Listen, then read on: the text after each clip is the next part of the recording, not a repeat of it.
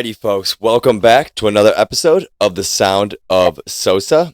I am your host, Ryan Porter Sosa, and I have Renee here with me, the CEO and owner of One True Match. I'll let her explain it. The title, I still am not the greatest with, so I don't want to misspeak about anything, but I'll have her introduce herself, and then we'll continue our conversation.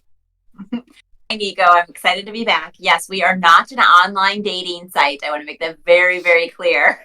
I alluded to that in the first one. I apologize, so that's why I didn't want to butcher it again. That's all right. It's okay, because that's what a lot of people say. It's the old-fashioned way that is so successful. When you have a matchmaker, the success rate, we're not doing arranged marriages. We're making just the most incredible introductions. And so I own a global Christian matchmaking firm, as well as a relationship coaching organization to align people into the right relationships from the beginning, or the second relationships with the right person. So the world all needs love, and we need the right love to change the divorce rate. Yes, we do. That is 100% true. And to dive right back into it, I know we were speaking last time about some things to help build the healthy relationship and to maintain that healthy relationship and the foundation for it. But I want to circle back to some of the things that you did prior to this, and that was speaking about the nonprofit work that you did. So if you could just touch on that a little bit more, I think people would enjoy that. Yeah, that's right. We kind of went off on all different tangents, right? So I forgot you had asked me that question. I'm glad that you remembered. Yeah, so when I was telling my story, I'm trying to remember. Right. So with the nonprofit, I was blessed to be able to take time off. I was working like 100 hours a week. I remember earlier in the other podcast that we were talking about was how you kind of have all different jobs, right? And so I always thought I'd have a degree in fashion, and that's what I went for, towards like love the arts and just fashion and all the other stuff. But anyways, God had another calling for me, and that was human relationships, because I always had a gift for gab, and I don't know what I learned in school other than I learned how to be sociable. Hey, it worked. So, but anyways, and so when I was able to move up to South Carolina, plan the big wedding, I also had an interior design business on the side. I was doing PR marketing. I was literally working like 100 hours a week, and I was blessed to be able to move up to South Carolina, found my faith. I actually even lived with my parents for, it was about 9 months or so, which was really kind of cool, because my parents moved after I got into college. They moved south. And you have the relationship and the bond with your parents that you do, and then you kind of move away, and then you grow up. And so it was just really cool to have that blessed time, I guess, with them. And my dad had gotten ill. He had like a mini heart attack, and it was one of those things that his heart was not doing well, and he felt led. He didn't have his faith, but he woke up in the middle of the night one night, and the Lord said, because his goal was to retire in South Carolina and golf every day. That's what he figured.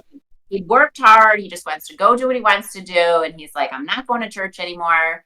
And my mom, being a little bit more of an introvert, didn't know what to do. So she found a local church and kept coming home every night and was saying how you're supposed to love God more than your mate. And he's like, I think you're becoming a little bit of a Jesus freak. Like, this is too much.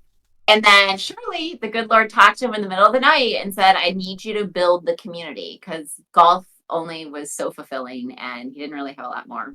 Yeah. And it's funny because he's a bigger believer today. It's the reason I feel like I then found my faith in a deeper way.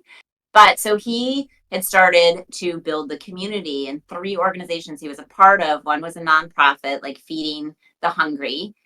So they were raising cattle and feeding the hungry with that. And then the other one was, my dad helped with, obviously other people in the community too, was to build a YMCA in a county south of them that's called Georgetown County. And it's like number 6 in the country of like not only domestic violence cases, but also, they're just poverty and not a lot for the kids. And a lot of the YMCAs obviously were initially built as a place that has a pool for kids to have an outlet and not get into trouble after school. So he helped build this YMCA in this more poverty kind of community, and was getting, fulfillment for doing something great in the community, so much more than just golf. Yeah. Um, and then through that, when that was done, he's like, what am I going to do now? And there was a few ladies and other people in the community that they were talking about how terrible domestic violence is. And so to me, I'm always in support of, like, when we do charitable events, like supporting, obviously against domestic violence, because Yeah. it's the number one reason why also people lead to toxic relationships and harm and violence and all the other stuff. So my dad built this nonprofit organization when I came up there. It was like they were launching it. He had gotten sick. And so he's like, will you help me, like, from a PR standpoint? So I was able to, while I was up there, really take time off and just be at the events, be a greeter, like, just get to know people. And I Yeah. learned a lot about domestic violence that I was clueless of. And I'll never forget the day that they opened the center. And there was this beautiful spokesperson that she's all got pearls on. She's like corporate America. And I thought, she's just the person there to probably bless this house or something. I have no idea. But she got up and told me she was telling her real story about how she almost died in the backwoods of her house, being chased after her from her husband, and played dead is the only reason why she's alive today. That is And so it was a horrible. moment. I was like, what? And she goes, physical, like, abuse, like, wounds heal, words stick with you forever. And so she's like, the psychological damage that I went through on that and everything else. And I was like, at the time, I started thinking about the relationship that I was in, that I then ended up not walking down the aisle to, thinking about all of the verbal abuse, not even thinking that that was actually domestic violence. And so that is what kind of led me in this path of, it's not about what I want to do. It's not about, like, where I thought I would be, or, be some big, like, designer in fashion or something. It was more like this loud and clear message that God clearly spoke to my dad first and then myself, that to be a part of helping these people in a way that I didn't even know that I was helping. And then going back, when I lived in Orlando, Florida, I was there. I had like 3 girlfriends, and we were all in these relationships that were verbally abusive. Yeah. And I went back to them and I was like, hey, did you guys know? I mean, attract like minded people. We were all just like each other's own, worst nightmare in the regards, but we would talk about it. We felt better. And we're like, well, we have a choice to stay or a choice to leave. And we stayed in it. And anyways, we're all out of those relationships, thank God, now. But I had no idea, because I grew up in a world, like I said earlier on one of the other podcasts, is that I grew up in a world where my parents never fought. I think the only time my dad ever yelled at my mom is if he had one extra chip or something. Like, it was so silly. So, like, for me to get into a relationship of this nature, it was so foreign. So I accepted it. And then you kind of just become your own worst enemy, because nobody gets how bad domestic violence is, and everybody thinks, how stupid are you to stay? And when you're controlled so much psychologically by someone, it's almost like you start to believe the things they say, and they tear you down, and they just abuse you and attack you. And there's moments where you're afraid for your life. If you leave, like, they'll come kill you, right? It's Yeah. bad. So my heart lies near and dear in depth to people that unfortunately are beautiful individuals, but become victims to the people that have either Satan in them, or, their wires are not like tightly plugged in and they're missing some switches. Yeah. Um, and to not let that beat them up or take what they say. Because I always say, if somebody accuses you of something, it's because they're guilty of it themselves, right? That is so true. I believe when you have people who act in this way of control, there's a lot of projecting. And they Mm-hmm. then become afraid of who they are, and they realize, hey, if I can do this, then this person must be capable of it. When in reality, I like to believe this. I think it's more prevalent than I believe even, but people tend to want to be good. It's society and cultural norms that turn people away from good. We're all born innocent, and that's why Yes. I live myself by 3 things. Treat others how you want to be treated, always come from a place of love, and imagine everyone as a toddler. You will have a really hard time being rude to someone or treating someone indifferent when you look at a toddler in front of you, because that person was a toddler at one point. They were pure, they were innocent. It's only society which has allowed them to go astray, because God has given them the option at every turn, because we have free will. And so they've chosen, because of societal norms or because of their upbringing, something in society has turned them away from their good path. And Yeah. so, um, I to me, I always pray for the people, and the Bible does say, pray for those who work against you, and pray for those who have malinterest in their heart, because those are the people who need God the most. And they may not Mhm. find him right then and there. They may not find him today, tomorrow, or even a month, or a year, or 10 years, but they hopefully will eventually interpret the signs in a way to where they see the light. Your father's a much less, much very, very smaller circumstance. This, he just wanted to enjoy his golden years, which no shame to him for that. I see a perfect lifestyle in golfing every day. But he did. God was with him, but he gave him the choice. He made his choices, but then God kept giving him choices, and he finally saw it, because God never leaves us. Um, Right. So true. And I always say, like, because of his golf, it's what took him to South Carolina. That's like golf Mecca, which brought him to the Bible, like, area of Bible South Belt. Carolina, Yep. which is like the Bible Mecca, right? And so there, God said, all right, fine, I'll give you golf, but I'm also going to get, like, then you're going to find me. Yeah, no, 100%. And that was part of it. He was leading him on that path. And it's like I was saying earlier, we just had to choose how to interpret the signs. And even you said it too. I don't think you even realized it, but you had been given the signs already, and it took you a while to interpret them. Right. Your signs of helping people, and creating these relationships that are surrounded with God and that are built on God, and that will make them last the test of time. One Yeah. thing, I forgot what it was now, but Like, what's uh, the one thing they always say? If you want to make God laugh, tell him your plans, right? So I say every day I wake up and I give God a lot of options to pick and choose which path or plan he wants me to go on. And then ultimately, when none of them work out, I'm not mad. It's just that wasn't God's plan, right? And I can literally say I tried everything each day, my hardest, for him to like give me whatever direction it is he wants me to continue on. no, 100%. And I think giving that free will over to him. I had my sister actually say this to me. She said, you believe in God, but why don't you believe in yourself? I said, that is me believing in myself. That is me 100% believing that the person who created me and has set out this plan for me is the one in control. And that is me giving the most belief in myself that anyone can give themselves. And unless you truly have walked with God and you understand him, that statement may sound absurd, but when you do and you know that, hey, I have so much trust in his plan that I give myself over to him, because I know that he will not lead me astray.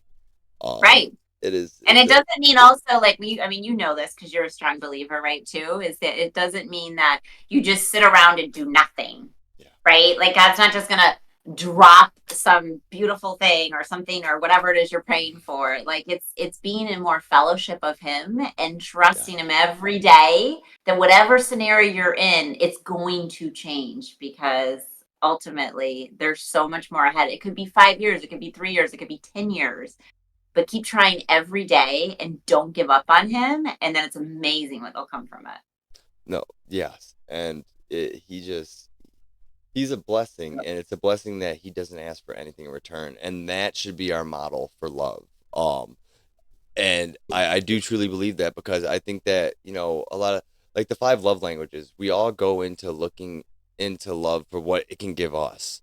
In essence, we need to be looking at what we can give to that person, because love, I tell my daughter this: love costs nothing, love requires nothing, love is given and it is received. There's no in between that. And I think, as a non-denominational Christian, which I shed no hatred or any disbelief or any disarray for anyone who has a denomination.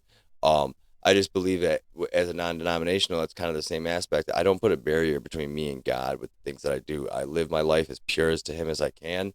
And I think the relationship should almost be shaped in that way too. There should be no barrier to love. If when you love someone, you love them because you choose to love them, and the things you do to nourish that love like tending a garden. You tend to that garden because you want it to grow. You need to tend to your relationships so that relationships can grow. And I am not perfect. I am continuously working on everything that I say. And I hope one day I can walk so closely to God to where it's all just second nature.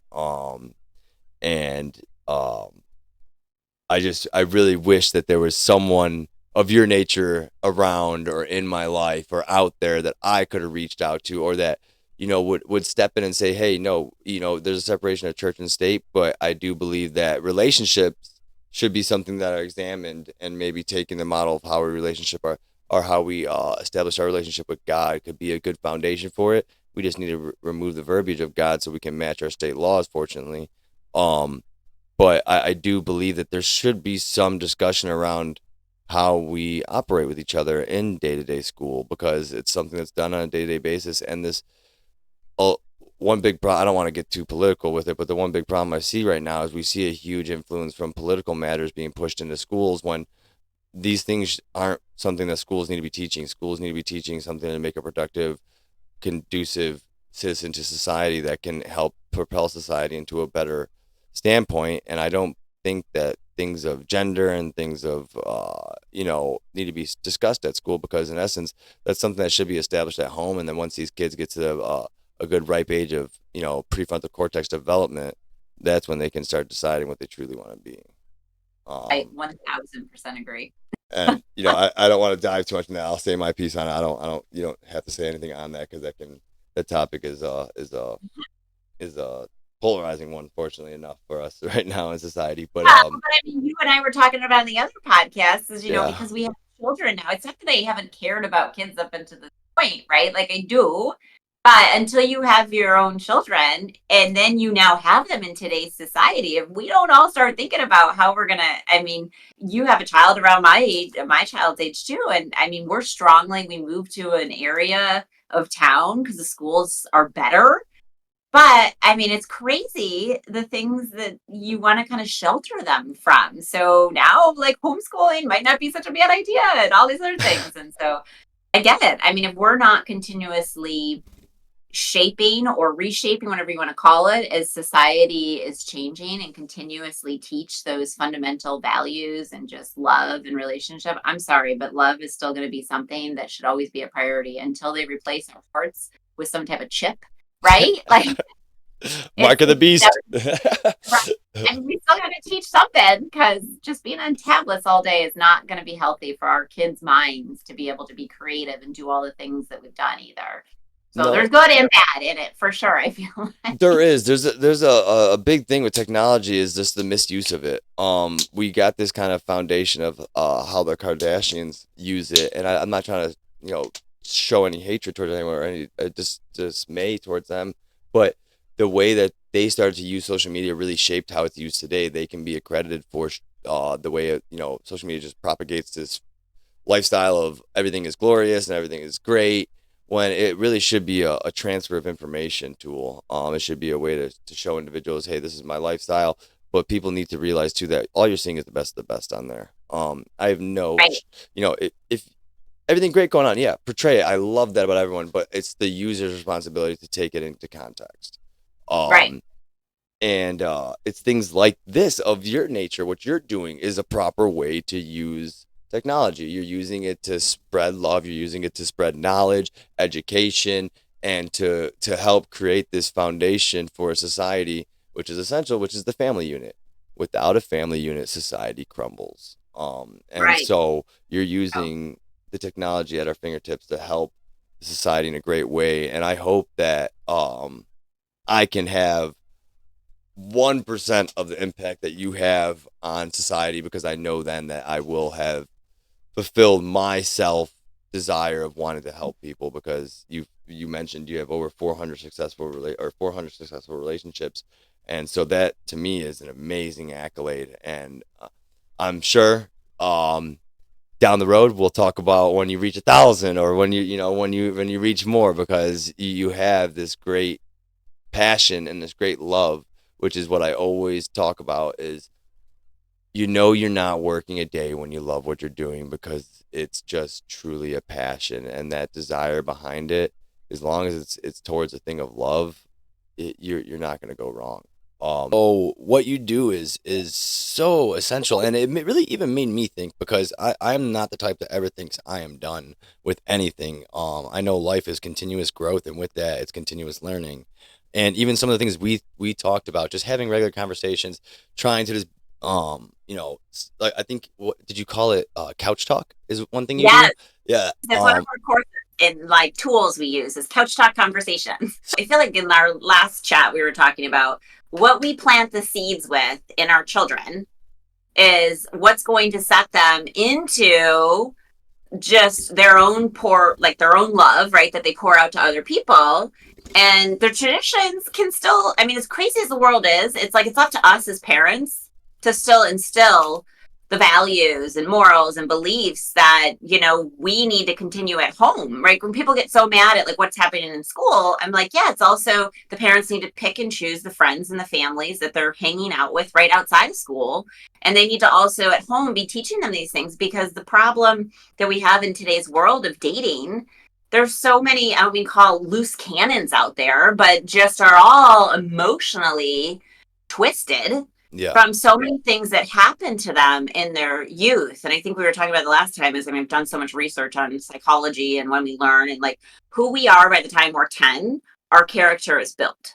Yeah. So as parents, we need to really educate our kids from, I mean, they kind of remember things from 5 and up, right? But like even from utero, there's like proof behind like, Goddard like implanting things in you, like just all these things that you're learning by not Well, remembering, but just by sensing, well, right? you're 100% correct, because the first thing to our ability to pick up sound develops very early on, and being in fluid, sound is actually magnified. And if I'm not mistaken, I'm gonna look this up actually, because I do feel that I'm gonna speak correctly on it, but I don't want to speak incorrectly on it. I believe the thicker, the higher the viscosity, or the thicker the liquid, the better the reverberation of the sound is, so it carries it stronger and harder.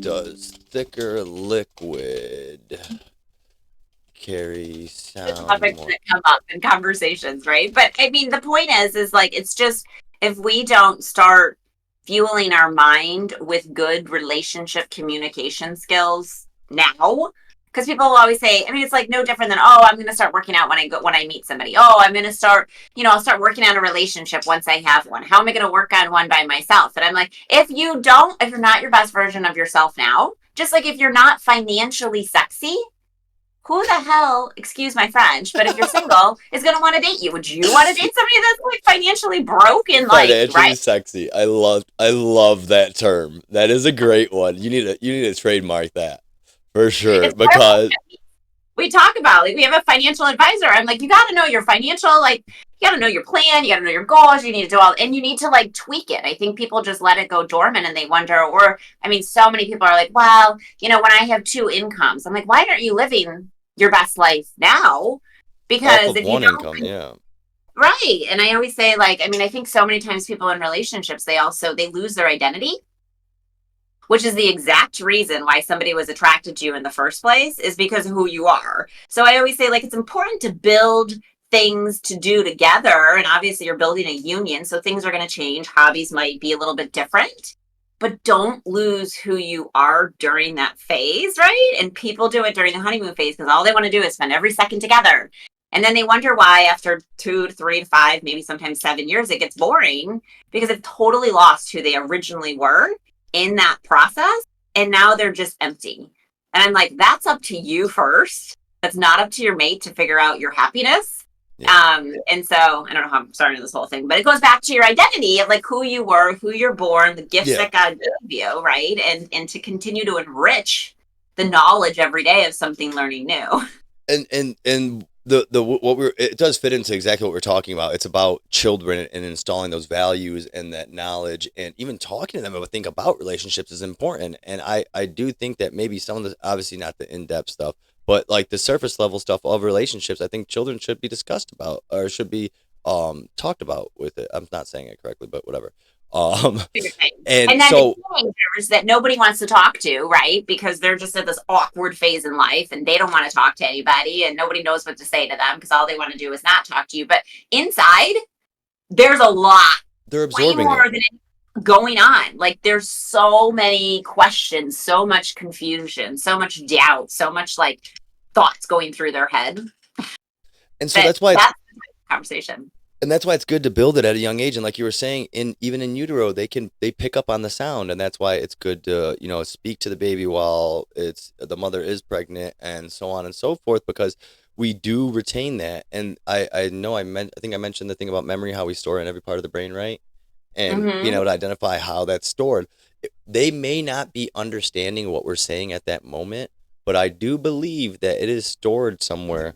Um, I do believe that it is stored in a way that they will, whether they recall it consciously or subconsciously, I believe it is stored somewhere. It's just, Mm-hmm. it'll pop back up. And so people always ask me, like, why do you talk to your daughter in a way like there's no way she understands what you're saying? I go, she may not understand it right now, but I do believe one day that she will be able to pull on a memory or pull on it and say, I don't even know where that came from, but this is what Right? I understand about it, like, and so it's very important. Education is the foundation of a family, of a relationship, of a society, and it all coincides back to the family unit, which then it's up to the parents and the people who created that family unit to sustain it and learn about each other. Like that Five Steps or the Five Love Languages book is one of the most amazing things, most amazing pieces of literature that I believe have been put out in a long time. I Um, totally agree. And then I always like, so we have everybody take the five love languages, like personality assessment. We kind of talk through what that means. You go through your strengths and weaknesses, right? Because none of us are perfect. You work on your weaknesses. You learn how to communicate it to your own self, but also then do it with your family. And then you compare kind of apples to apples or whatever. I mean, I know we usually use the grandfather kind of Myers Briggs process I mean, there's so many assessments out there, but we're like, it's the most layman easiest, basic 16personalities.com to take. And there's more than 16 personalities, sure, right? That's why they have all these other assessments now to kind of fine tune your own personality. But it's basic enough for people to compare and understand. And then when you read those weaknesses, right? It's like some of them, there's usually about 5 or 6 on each personality type. And it'll say, I don't know, whatever your positives are, everybody's always like, yeah, that's me, of course. When we get to the weaknesses, there's like either it's hits everybody or there's like 3 or 4 that they're like, well, yeah, a little bit. And I'm like, okay, now focus. This sounds negative, but it's also positive. Focus on whatever those things are that you haven't mastered one at a time. Put it on a post-it, put it on your mirror, see it every day. And then it's just a reminder that when, like, let's say it's intense, let's say one of your weaknesses are you're intense, right? So like that's something that now your buzzword to think about next time you're in a situation, you're intense, be like, yeah, like I do need to work on that because intensity is maybe good in business, but how far are you actually getting when it comes to relationships, right? Because that can also come across the wrong way. And then you do it with your family. Like I I just like tell that. everybody, there's nothing better than to sit down and have couch talk conversation. And couch talk is not the we need to talk conversation. It's meant to be loving and caring. And you sit on the couch and you have no distractions, no dog, no phone, no nothing. It's just the two of you looking into each other's eyes. And you can do it with friends. It doesn't have to just be with the love of your life, right? And it's just that quality invested, uninterrupted time to say, tell me what's going on, like unjudgmental. Like, tell me what your heart feels today. Tell me, what are some expectations you have? Like, if we could dream together, what would we want? Right? How are we going to how are we going to get there as a team? And or like if you have friends or you have family that you're just not getting along, someone's got to be, I say, like put the crown or the tiara on to be the bigger person to just sit and care, right? Mhm. Unjudgmental, because so many times people get into conversations and they're like, well, you should, or I would, or why aren't you? Like, right? We need Mhm. more of those high conversations. Like, really, this is important to me. And the other person actually like almost repeats what they're saying. So, they're hearing. And so many times you have conversations and somebody's already thinking about how they're going to defend themselves or what they're going to say before you even finish your own thought. And that is hard. I am guilty of those things. I do it, but I do try to consciously listen. And I am it's a blessing and a curse because it comes from the ADHD, able to listen to a couple things and do a couple things at the same time. And remember, if you do see me looking off to the side, I am writing notes and everything, so don't think I love this conversation. So there's not one second of it I want to miss. But I just want to make sure that you remember that, so you don't think I don't want to be offensive. Yeah. Um, but and I do have that strong personality to where I do come off. I forget how strong of a personality I have sometimes when I'm speaking with like my children or my wife, and it's it makes things, it definitely does add a different element to it, because being able to stop yourself and be able to interject is a whole nother level of things too. And I'm able to do that, but I just don't always realize how blunt I am sometimes. And Right. it's my Taking a nature. pause. Yeah. Like when you start feeling the triggers, and you should take this. So it's 1616personalities.com. Take the quiz. It takes 20 minutes. Pull up your love languages, pull up your personality type, read through. And what's cool about it on the personality 16personalities.com or whatever is it also pulls like what you're like in work, what you're like in a romantic relationship, what you're like at school, what you're like with your kids, all these like other, and you read through it. And then I always say go to the strengths and weaknesses and challenge yourself to master the weaknesses, because then it literally, when you get in those moments, you're like, oh, a minute. And then when you tell your mate too, like your wife, right? And she takes it too, like you guys being there for each other to be like, hey, honey, like this is the intensity. Oh, and you're now like, right, thank you for, and then something maybe she does, you're having this conversation during couch talk. So it's not like, in the moment, it can come across pissed off, right, at Yeah. each other or the wrong way. But if you have the conversation prior to say, hey, I want to be our best versions of ourselves. I want to build, I want to, elevate each other. So like next time I'm in this moment, can you just kind of say, remember the weaknesses we were talking about? Like this is the intensity moment. And you should take a step back and be like, right, I'm just gonna say nothing, because sometimes if you have nothing nice to say nothing is better. Yes. Right? Yes. And then you do 100%. the same, and in respect to her, she does the same. You do the same for her when she's doing whatever weakness is like something that happens, right? And it's just another way of like, oh, life is so much more peaceful when you think of it that way. And it is. And so the hard thing about with me, I think, and personally, is I cut out a lot of niceties, and I'm trying to get better with it, and I am getting better with it, but I come off as very direct and blunt, and people, when they don't know me, they interpret it as rude. And so couch talk is honestly something I need to do more of and be better with, because sitting down and talk, and like, not like, I'm the type of person where, sorry, I unfortunately I am so time consumed with all these things that I do.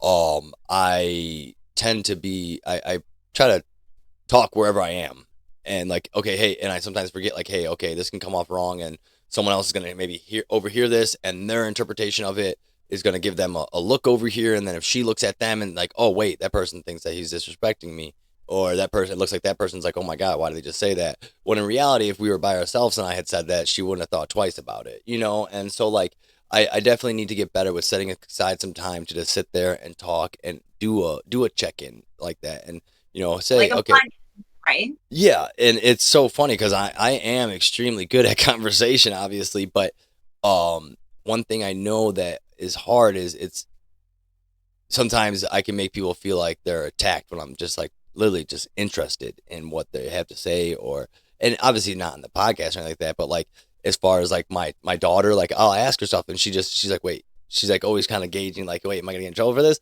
But like, no, like, sweetie, I just want to know what's going through your head at the moment. And sometimes she'll think it's because she's gonna get in trouble, because unfortunately, you know, Huh? when kids do something wrong, they know that they did it wrong, and they think that the next thing that's subsequently coming is a punishment, when in my head, I just try to talk through it with them so they can maybe understand why it was wrong and not just know it was wrong, you know?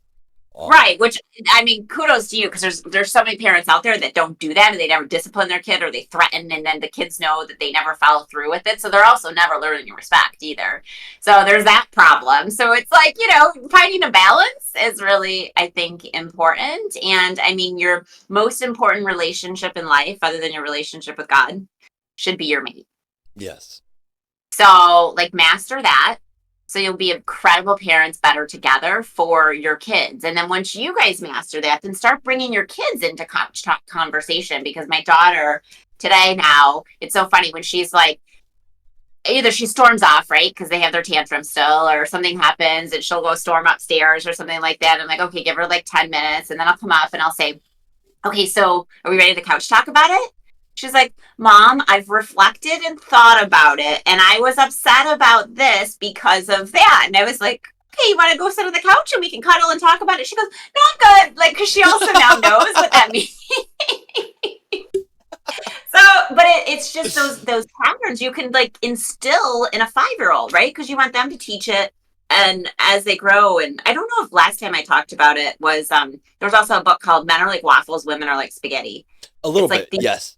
authors that I feel like is another good like a good book to read alongside with the 5 love languages, obviously, and things like that too. There's actually, I just grabbed it out of my I little saw you. I hutch was here. like, yo, Yeah. yeah. This is the 5 love languages of children. I haven't read it yet, but it's been sitting in there, and I need to get through it. I need to just buckle down and read it. I will. I'm actually probably. I'm gonna bring it to work because I can't get in trouble for reading a book. While we're slow. Like we can't be on our phones and stuff. And like I play chess. I like to play chess, and so I think it keeps your mind sharp as well. Um, Sure. and so I tend to do that, but we're not supposed to be on our phones technically.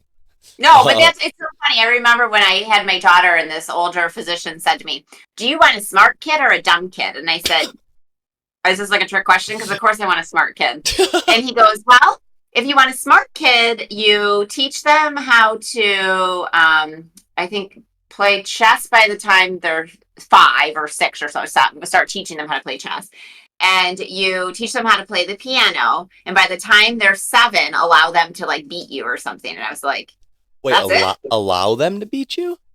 Yes, like where so they also learn to like, or not beat you, but basically where you allow them to win, right? Yeah. So at like 7, they're also not like allow them, I don't know. I But don't he know. was basically No, I like I hear it. I hear it. and teach them how to play the piano, and then you'll have a smart, intelligent child. And I was like, okay. I agree with those two first things. I don't know if you should let him win though, but I understand where he's coming from. They get to see that satisfactory of accomplishing. Hey, I started out. Not my father or my parent taught me this, and now I'm able to actually beat them in it. And Yeah, and so it gives them a level of completion almost. Like, hey, I learned this thing, and now I'm getting better at it. It gives them a place marker.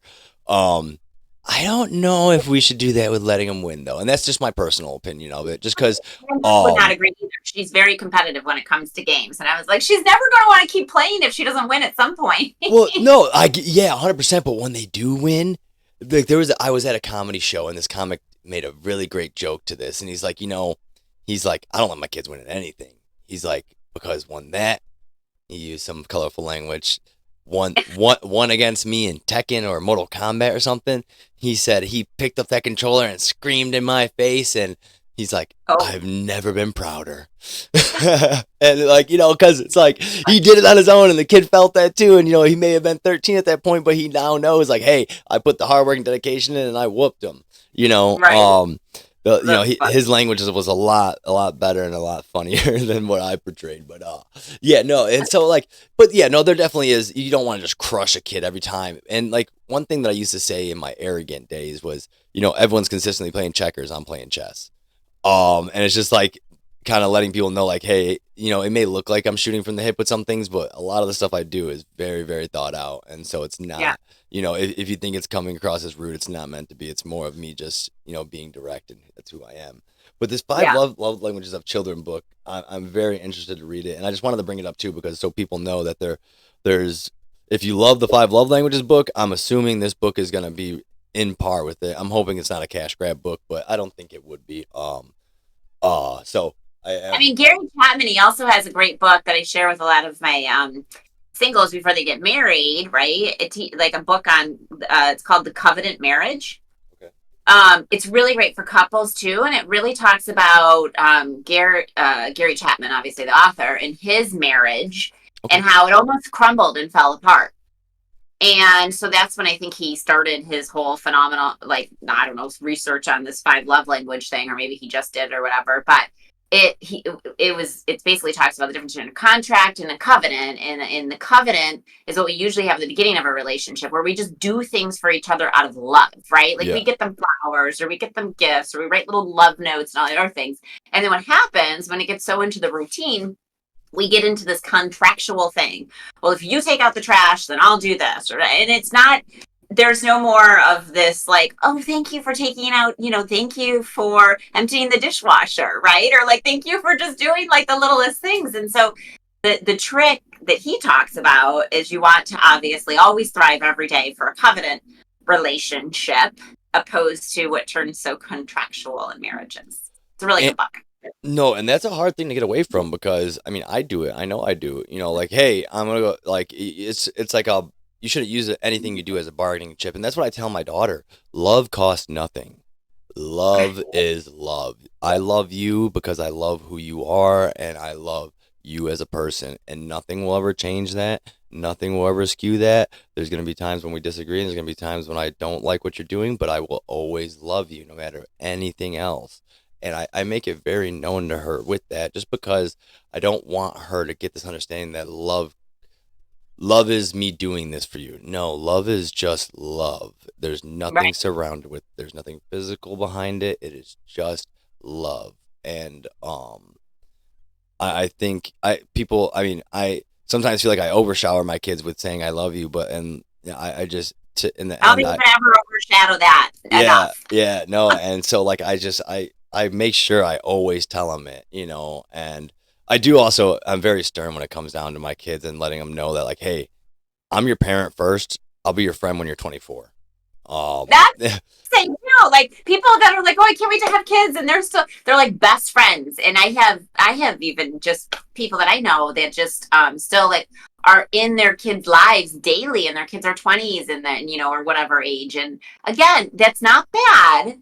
It's healthy, right? To like still care about your kids. But I'm like, I mean, I love my daughter, but I had her for the reason to bring a better person into this world than I was, and to teach her, to train her, all these amazing things in life, right? But also, I'm like, I can't wait till she's like 25 and we can sit down and have a cocktail together and talk about all the things in life. But yet, at the end of the day, you have to go through all the phases to get there. But I'm like, that's why I had a child, not just to like have a best friend or somebody that you just hang out with all the time, right? It's like, I don't know. It's definitely like I don't know, two different ways of maybe parenting or thinking about it. well, it's to me, it's like tending to a garden. You plant it for it to grow and for it to Yeah, prosper, and so taking the time to tend to that garden is essential because you can I mean anyone can do it. Go plant two things and tend to one side and don't tend to the other. You'll see what happens. Things go wild on the one side, and I use a lot of similes, I guess. But so let's bounce back a little bit to um your roots of like how you got to where you are. I know we talked a little bit about the nonprofit stuff that you had done, and I think that adds, that is it. First off, accolades to you for that, and it's always a great thing to try and give back in any way. But what else do you think that you learned in your younger life that kind of set you up to succeed in on the path that you're on now, on the path that you've been on for, I believe you said 20 plus years, right? 15 years. So, 15 but plus. I mean, Okay. I feel like it's a lifetime. Not going to say my age, right? But a lifetime experience ever since I was little. Um, I would say God obviously had a plan. Who knew that it was this plan, right? To help people in love. Only because it's hilarious how many relationships I had. I feel like along the journey, they were either all long-term relationships or some short, but each one I look back at, God put in my life to teach me something, but also be like the teacher for others. Because there's so many, I mean, people are amazed. They're like, how can I relate to you so well? I'm like, because I feel like God gave me every good, terrible, and indifferent relationship along the journey. Who knew I'd be using it for like work material, I guess I would say, or a career. But yeah, I mean, ever since I just did a podcast on this, I was the first one to be the tallest in class. I was the first one to get braces. I was the first one to get like plastic weird blue glasses, right? And so I always felt I didn't. I mean, I felt like I was like the odd, not ugly duckling, but I just felt like I didn't belong. Like I wasn't like everybody else, right? And then you kind of go through life to realize, like, okay, how can I be more like them, or how can I be in this group, and then you kind of just evolve into your own world, right? In your own groups. And so you kind of learn how to fit in here when you need to fit in there. And, I started loving people, and I started seeing everybody so differently. So I would say the uniqueness that I was creating ever since I was a little kid, I was like, I want to be unique,